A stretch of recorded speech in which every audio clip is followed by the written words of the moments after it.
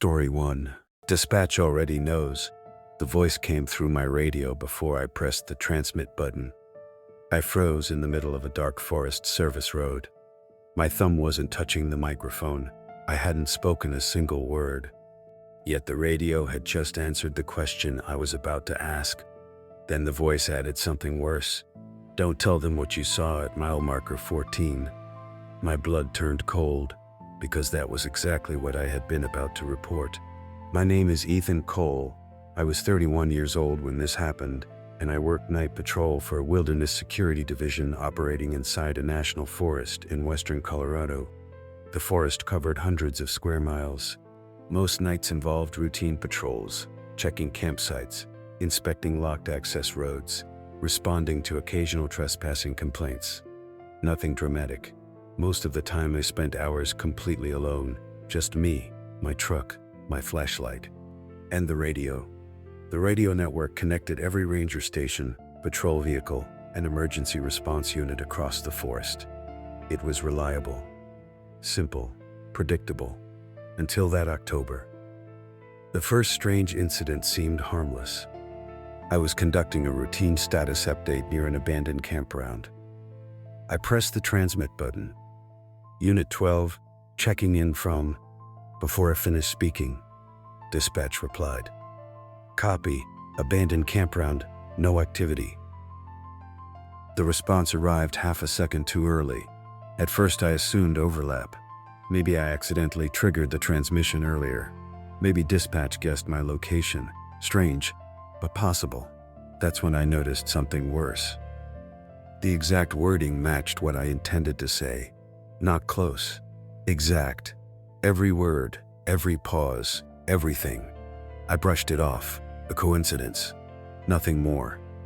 Then it happened again, and again, and again. Every night the radio started responding before I finished talking. Sometimes before I started talking. The replies always matched my intentions perfectly. If I planned to report a locked gate, dispatch acknowledged the locked gate first. If I planned to mention tire tracks, dispatch mentioned tire tracks first. It became impossible to ignore. Eventually, I contacted the communications supervisor. He reviewed the recordings. Nothing unusual appeared. According to every system log, dispatch responded normally. Only I experienced the timing difference. Only me.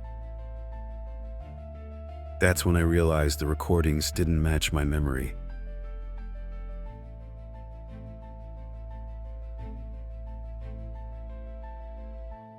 Around 1:20 a.m., I discovered fresh footprints near a restricted fire lookout tower.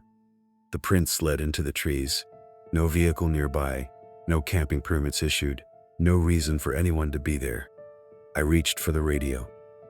Before I could speak, the voice answered. One person, heading north. I stared at the radio. The transmission continued. Don't follow him. The voice wasn't dispatch. Not exactly. It sounded close. Close enough to fool someone distracted, but not identical. There was something subtly wrong about it, like a perfect imitation performed by someone who had only studied human conversation. That's when I noticed something worse. The voice knew details I hadn't observed yet.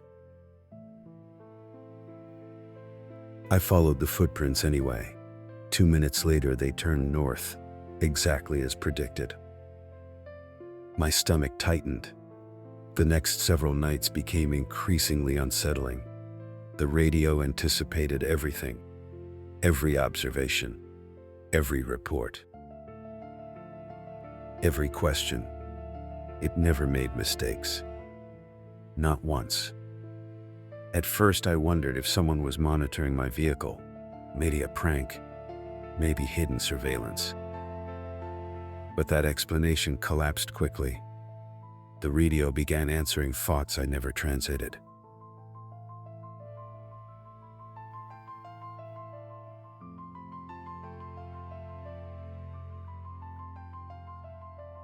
One night I considered stopping for coffee during patrol.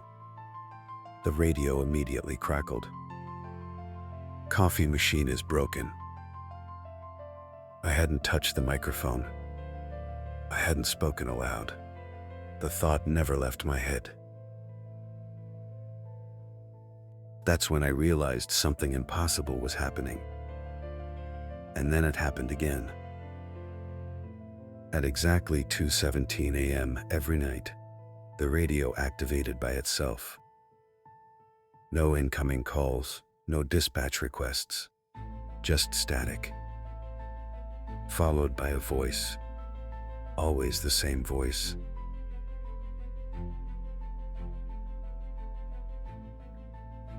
Always calm, always patient. It never identified itself. Instead, it asked questions. Simple questions. Questions about me. Why did you transfer here? Do you live alone? How often do you call your brother? The questions felt personal, targeted, carefully chosen. I never answered. Yet the next night the questions became more specific, as if it already knew the answers. That's when I noticed something worse. The questions matched information from employee records, private information, information unavailable over radio channels. Someone knew far too much about me. Around mid-October, a storm knocked out several communication repeaters. Large sections of the forest lost radio coverage. Only emergency frequencies remained operational. That night I expected silence. Instead, the radio became more active than ever. The voice contacted me repeatedly, every few minutes, sometimes every few seconds. The transmissions felt eager, almost excited, like something had been waiting for isolation. Then it happened again. I stopped near an old ranger station, abandoned years earlier. The building sat deep in the forest.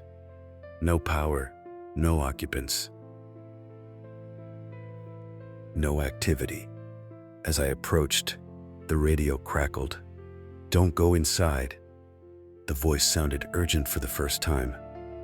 Naturally, I ignored it. I entered anyway. The building looked untouched. Dust everywhere, broken furniture, rotting paperwork. Nothing unusual. Until I discovered the patrol logs. Dozens of logs. Most were decades old. One entry immediately caught my attention. The date was impossible. It was 3 weeks in the future. The signature at the bottom belonged to me. My name, my employee ID, my handwriting. Every detail matched. That's when I realized someone had documented events that hadn't happened yet. And then it happened again. The radio activated. "Leave now." The voice sounded frightened. Actually frightened. That scared me more than anything, because until that moment it had always sounded calm, controlled, confident. I exited the station immediately. As I reached my truck, headlights appeared in the distance. Another patrol vehicle approached. My patrol vehicle. Same number, same damage, same equipment. An exact duplicate. The truck stopped 50 yards away. Its headlights remained on. Nobody exited. I stood frozen. The radio whispered, "Don't let him see you."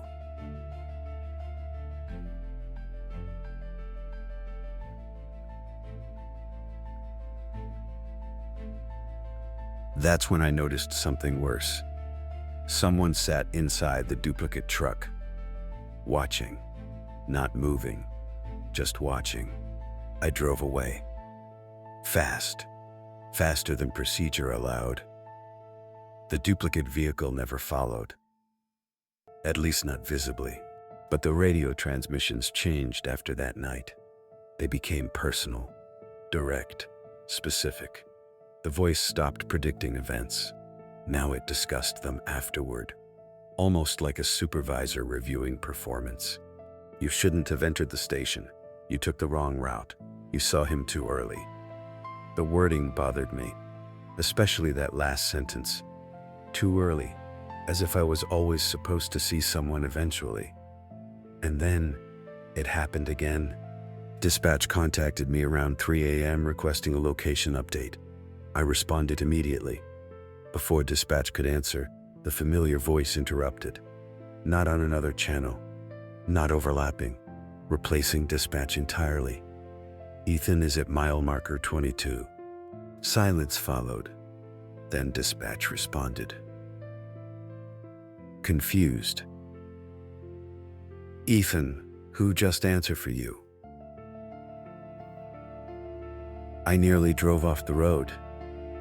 For the first time, someone else had heard it. I wasn't imagining things. The voice existed. The following investigation produced nothing. No unauthorized transmissions, no signal sources, no hardware problems. Nothing. Officially, the event never happened. Unofficially, dispatch stopped assigning me solo patrols. For a while.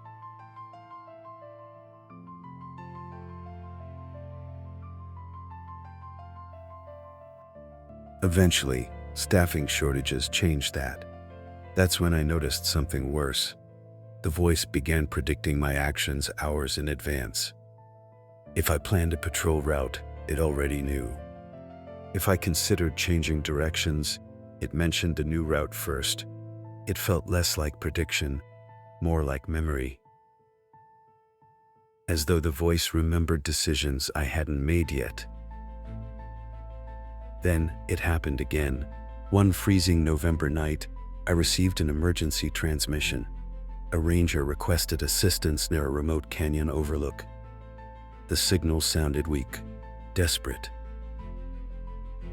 I headed there immediately. Halfway there, the familiar voice interrupted. Turn around. I ignored it.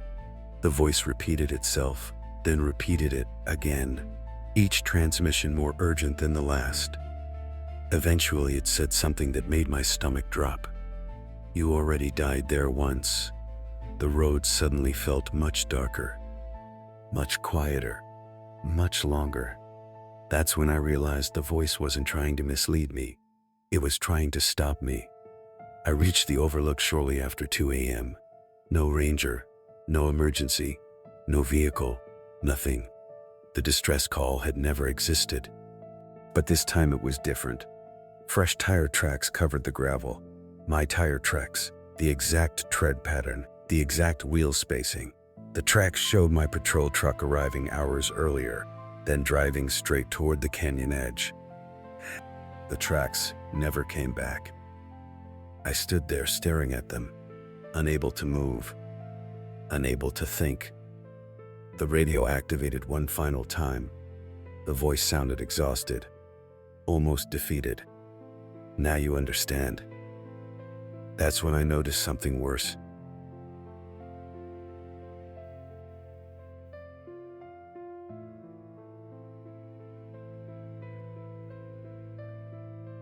The voice wasn't coming through the speaker anymore. It was coming from behind me.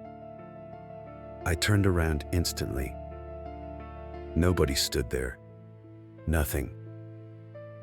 Only darkness. Only forest. Only silence. I resigned 2 months later, moved to another state.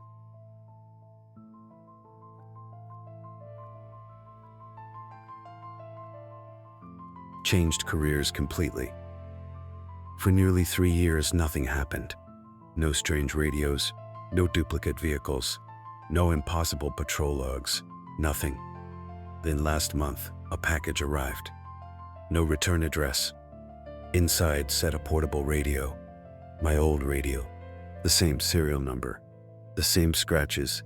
The same unit I turned in when I resigned. Attached was a handwritten note. Only 6 words. Keep it charged after midnight. I threw the package away. The next morning, it sat on my kitchen table. Fully charged. Powered on. Waiting. At exactly 2:17 a.m., the speaker crackled. A familiar voice emerged. My voice. Not similar. Not close. Mine. Calm. Patient. Tired. The voice said, "Good. You're finally listening." Then it paused, as if someone else had entered the room, and for the first time in years I heard a second voice answer, also mine.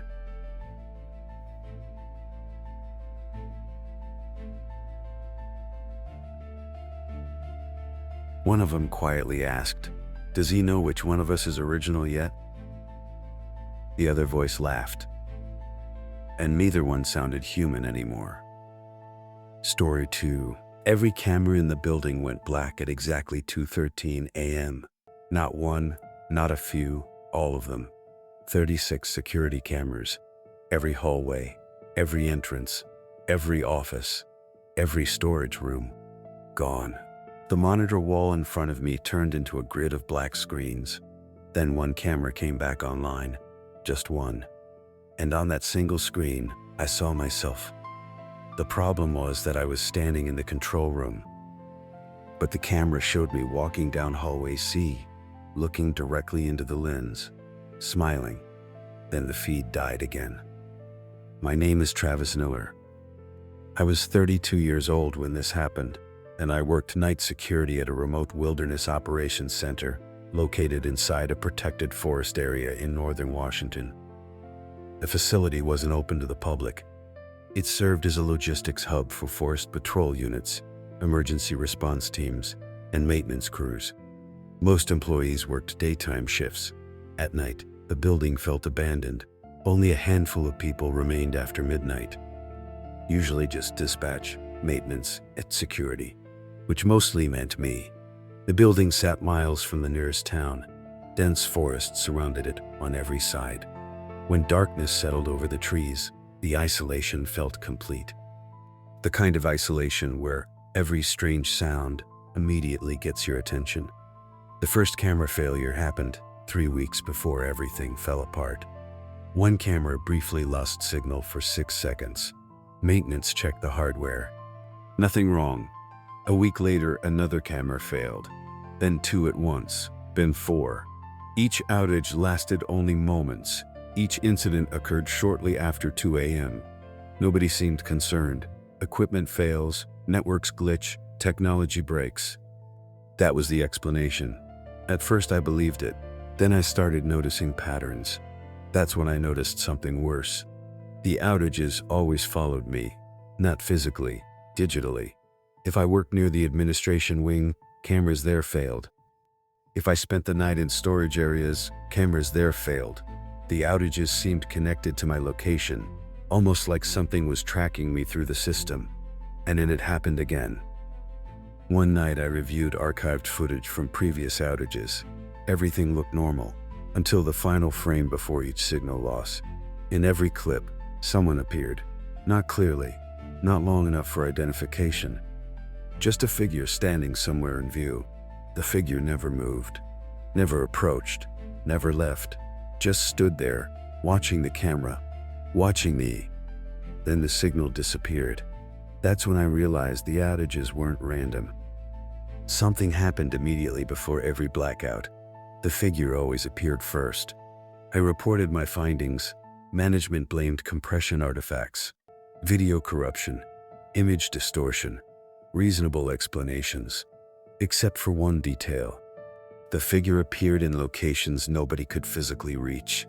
Locked maintenance tunnels, roof access corridors, restricted storage rooms, places that should have been empty. That's when I noticed something worse. The figure always stood where cameras overlapped, or 2 different angles should have captured it, yet only one camera ever showed it. The second camera never did. Like the figure understood exactly where each blind spot existed. And then it happened again. At 2:13 a.m., one rainy Thursday night, camera 14 lost signal. I immediately checked camera 15, overlooking the same hallway. Nothing. Empty corridor. No movement. Then camera 14 returned. The figure was closer. Standing halfway down the hallway, motionless, watching, camera 15 still showed an empty hallway. I switched between feeds repeatedly. One camera showed a person, the other showed nothing. Both were recording the same location.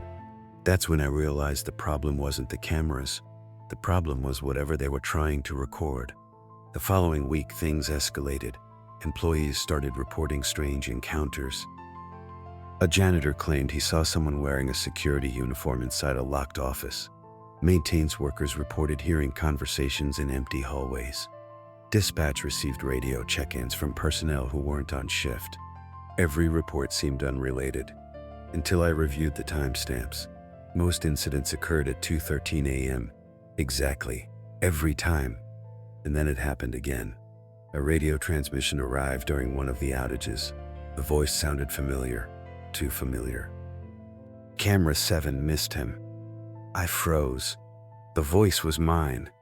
Not similar, not close. Mine. The exact tone, the exact rhythm, everything. I replayed the recording afterward. The transmission didn't exist. The audio file contained only static. That's when I noticed something worse. The access log showed activity during the blackouts. Doors opening, security checkpoints activating, motion sensors triggering. Yet no cameras captured any movement. Almost like someone used those 90-second outages to move through the building. Someone who understood exactly when the cameras would fail. And then it happened. Again. At 2:13 a.m., the entire system went dark. Every screen, every feed, everything. The outage lasted 92 seconds, longer than any previous failure. When the cameras returned, a new access badge appeared in the employee database. Active, authorized, valid. The badge belonged to me. The problem was that I already had a badge. Now there were two. Same photograph, same employer number, same security clearance, same everything. Only one difference. The duplicate badge had been activated at 2:13 a.m. that night. Nobody could explain it. That's when I realized someone wasn't merely entering a building. Someone was being added to it. The next night, I stayed in the control room. I wanted answers. At exactly 2:13 a.m., every camera failed again. Black screens, silence, static. Then one feed briefly returned. Camera 22, a storage corridor. The figure stood there, closer than ever. Wearing my uniform, my badge, my flashlight, my face. I stared at the screen, unable to move. The figure raised its radio, then every camera died again. That's when I noticed something worse. My own radio activated. A transmission came through. My voice, calm, professional, routine. Control room secure. I hadn't spoken. I was standing there listening. Yet somebody had just checked in using my call sign. And then it happened again. The building's emergency doors unlocked simultaneously. Every secure zone, every restricted hallway, every maintenance entrance. For 92 seconds, then they relocked. The system logs confirmed it. Nobody entered. Nobody exited. Officially. Unofficially, motion sensors activated throughout the building during the blackout. Something moved. Something traveled. Something used those 92 seconds. I started sleeping less, thinking less clearly. Every night became focused on 2:13 a.m. Every shift, every patrol, every report. I couldn't stop because the outages kept getting worse. Then I found something hidden inside archived maintenance records. A report written 8 years earlier. Different building, different state, different employer, same outages, same duration, same time, 2:13 a.m. The final note from the investigating officer contained only one sentence. The cameras aren't losing signal. That sentence stayed with me for weeks, until I finally understood. That's when I realized the cameras weren't failing. They were being turned off, deliberately, as if something needed privacy. And then it happened again, and massive storm hit the forest. Power fluctuations affected the entire region. Most staff went home early. Only I remained in the building. At 2:13 a.m., every camera died. For the longest outage yet. 2 minutes, then 3, then 4. The backup systems never activated. The building became completely blind. I grabbed my flashlight and left the control room. The hallways felt wrong. Too quiet, too empty. My radio remained silent. No dispatch, no maintenance, nobody. Then I heard footsteps, slow, measured, ahead of me. I followed the sound through hallway C, past storage, past administration, toward the server room. The footsteps stopped. The server room door stood open. It should have been locked. Inside, dozens of monitors displayed security feeds, all operational, all recording normally. The cameras had never lost signal. Not once.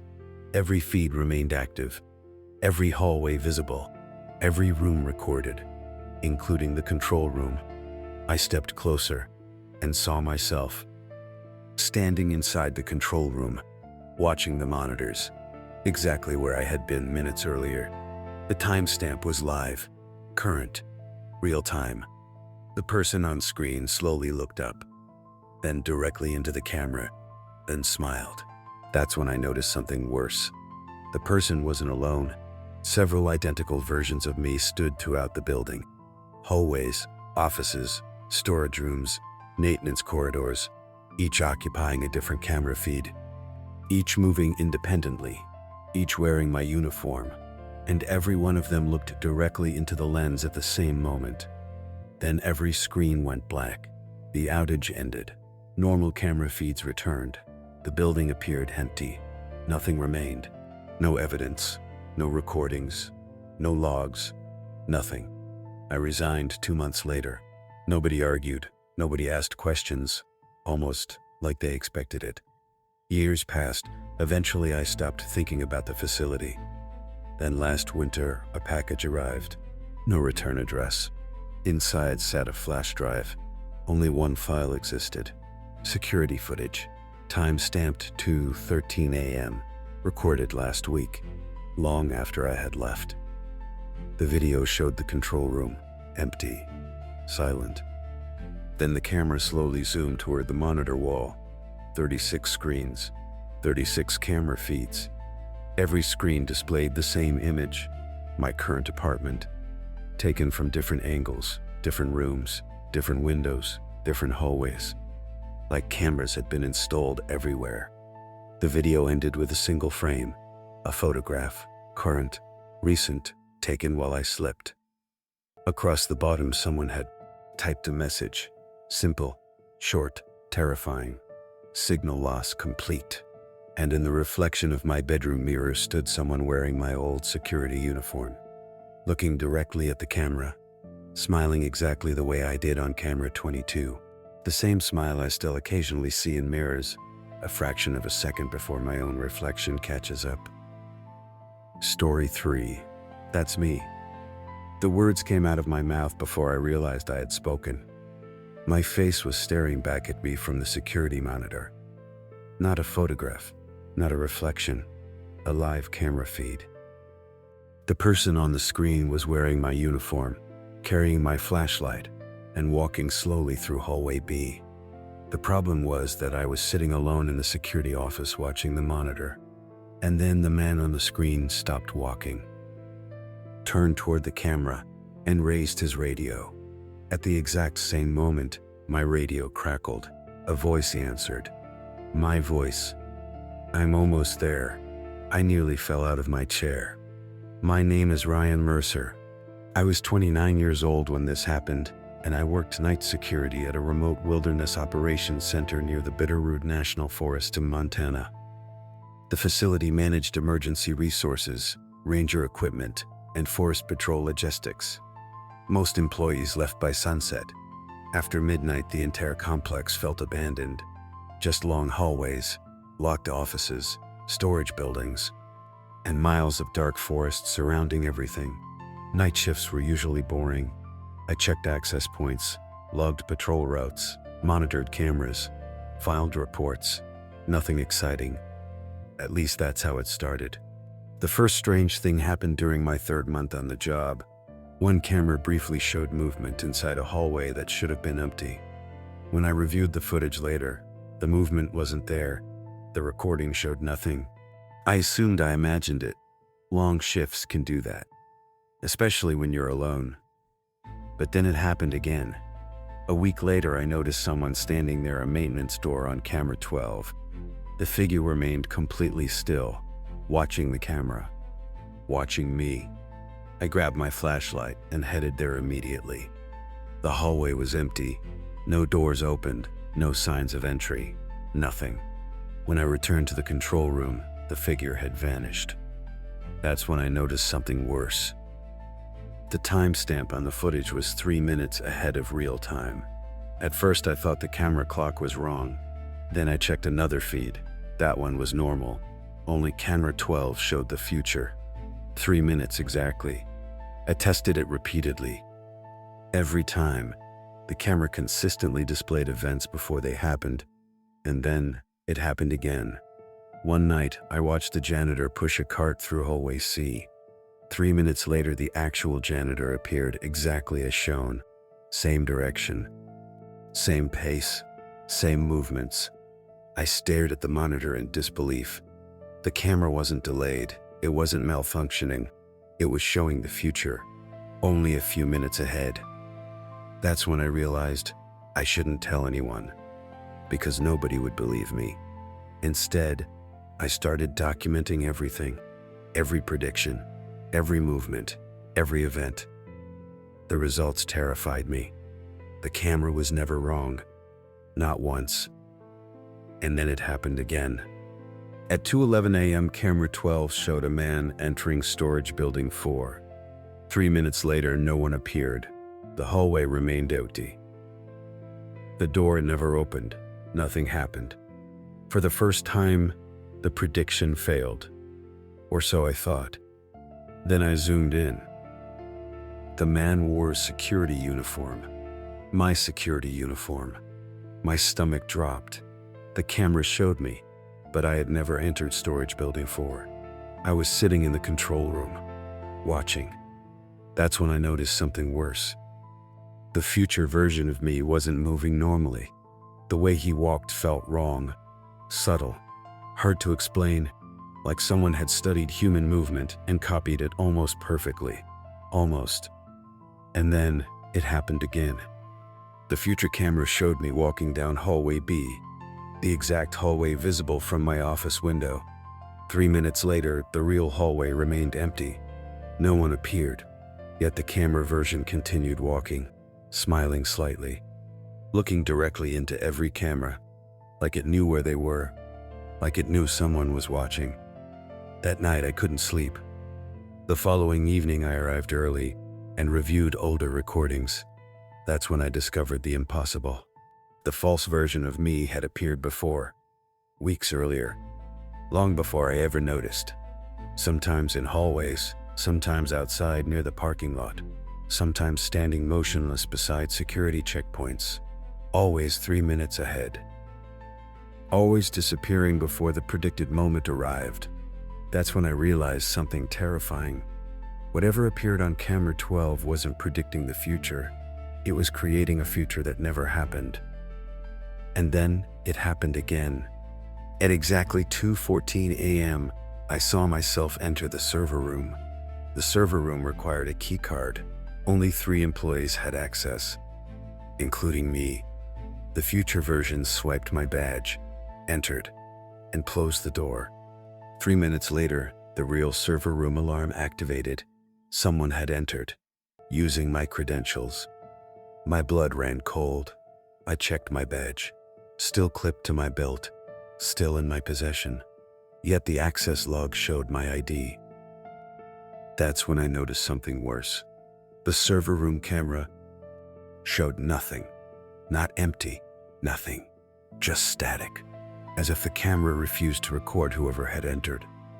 And then it happened again. Several employees began mentioning strange encounters.